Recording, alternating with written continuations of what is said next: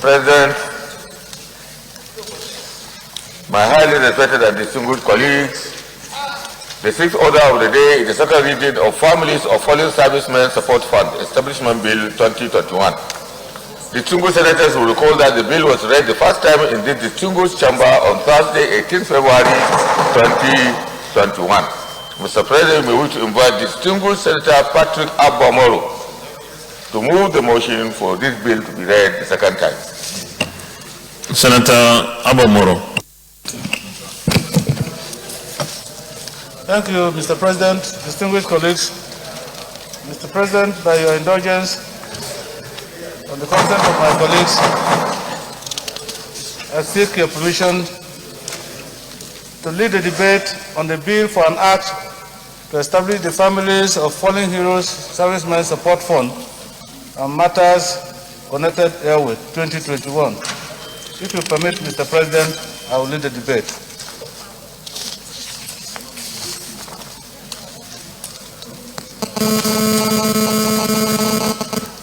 Go ahead, you may proceed. Mr. President, distinguished colleagues, the bill was read for the first time in this revered chamber on Thursday, 18 February 2021.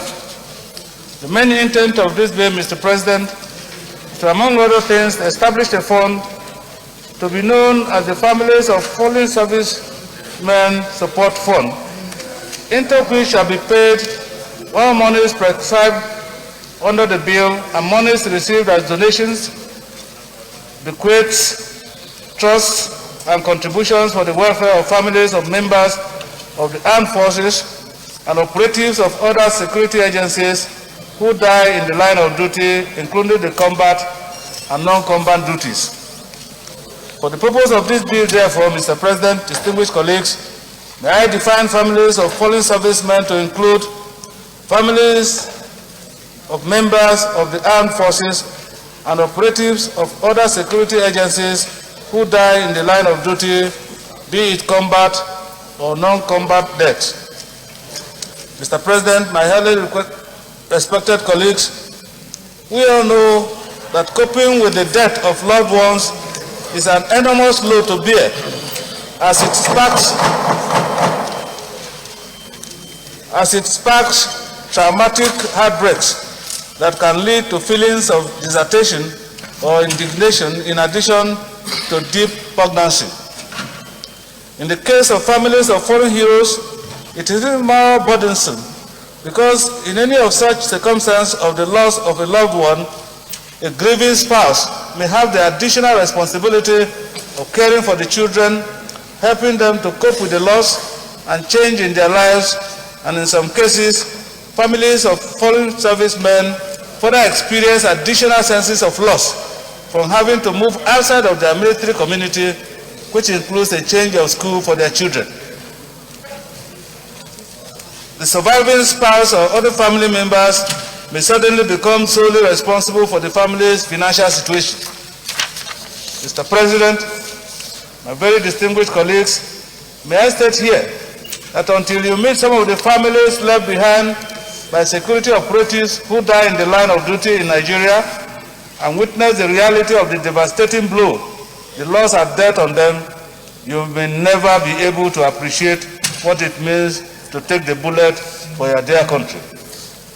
May I state further, Mr. President, that since the start of insurgency in Nigeria, thousands of troops have been killed by Boko Haram group, leaving behind their families in the unpredictable hands of fate. Leaders of the Military Widows Association, MIWA, stated that more than 11,000 registered members and the registered members are involved, and the number keeps growing by the day. Mr. President, distinguished colleagues, given the security situation in our dear country, Nigeria, it has become pertinent to enact a law that will establish a fund to take care of the welfare challenges facing the indigent families of security operatives who die in the line of duty. In return for the sacrifices of military and paramilitary members of the armed services of the Federation who die defending our dear sovereignty, against internal and external aggression, Mr. President, most respected colleagues, the families they leave behind deserve our support to live confident and productive lives.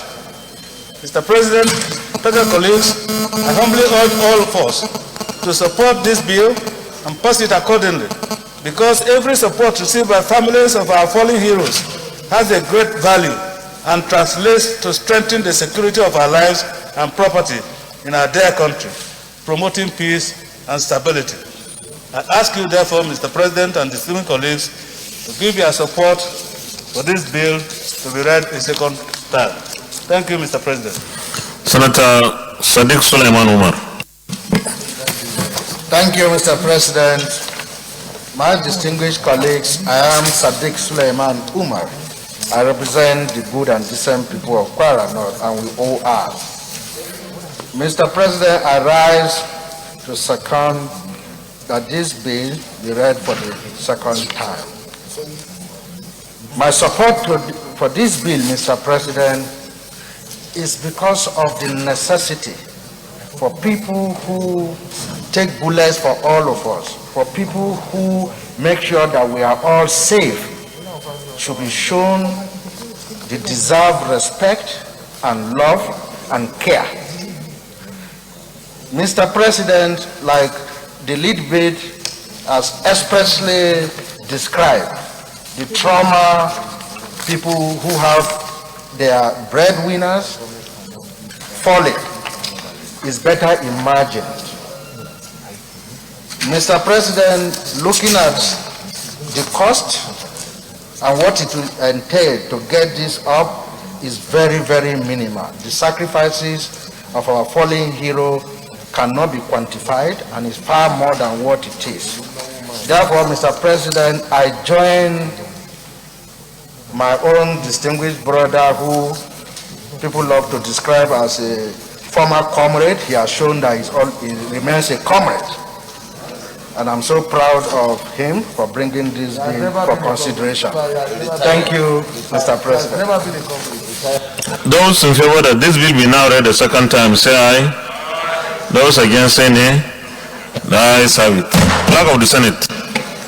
Mr. President, distinguished senators, a bill for an act to establish the families of fallen hero Police Servicemen Support Fund and for other related matters 2021 SB 345, second reading. A bill for an act to establish the families of fallen servicemen support fund and for other related matters 2021, second reading taken, and the bill is referred to the Committee on Establishment and Public Service Matters to report back within 4 weeks. Leader of the Senate. Mr. President, my highly respected and distinguished colleagues, the seventh order of the day is the second reading of the Clean Nigeria Agency Establishment Bill 2021.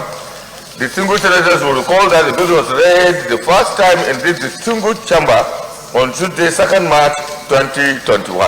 Mr. President, you may wish to invite distinguished Senator Clifford Odia to move the motion for the bill to be read the second. Distinguished Senator Clifford Odia.